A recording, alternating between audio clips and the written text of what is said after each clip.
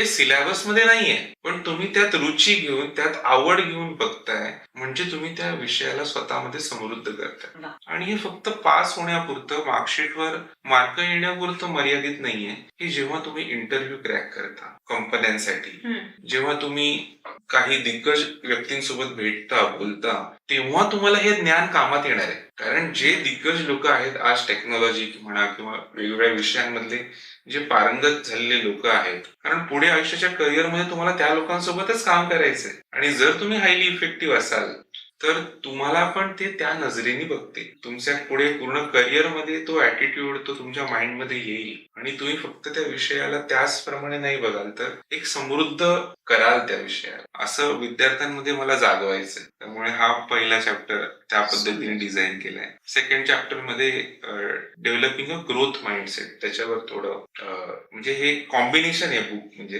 Basically ही theory पण आहे practical पण आहे. म्हणजे हे बुक प्लस वर्कबुक आहे. म्हणजे आता समजा आपण स्मार्ट गोल्स बद्दल विचार केला की हे गोल स्पेसिफिक असले पाहिजे, ते मेजरेबल असले पाहिजे, ते अचिव्हेबल असले पाहिजे, त्याचप्रमाणे ते रिलेव्हंट पण असले पाहिजे आणि हे सर्व करून ते टाइम बाउंड पण असले पाहिजे. या सर्व स्मार्ट गोल्सचा जेव्हा तो विद्यार्थी स्वतःसाठी लिहायला बसतो तर त्याला वेगळी वही घेण्यापेक्षा याच्यातच आपण कोरी पानं अशा पद्धतीने दिलेत, म्हणजे लिहून की फिलिंग द ब्लँक्स सारखं ते वर्कबुक पण त्याच्यामध्ये आहे.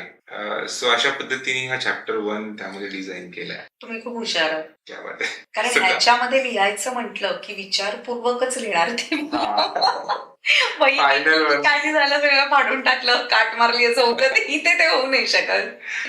आणि असं सगळं करून हे एक पूर्ण आता पुस्तक काही दिवसात काही महिन्यात रेडी होईल, प्रिंट वगैरे होऊन. तर समाजामध्ये काहीतरी पॉझिटिव्ह बदल आणावा किंवा आणला पाहिजे, याबद्दल तुमचं काय मत आहे? किंवा काय काय आपण पॉझिटिव्ह करू शकतो याबद्दल काय मत? खरं तर खूप काही गोष्टी करू शकतो आपण.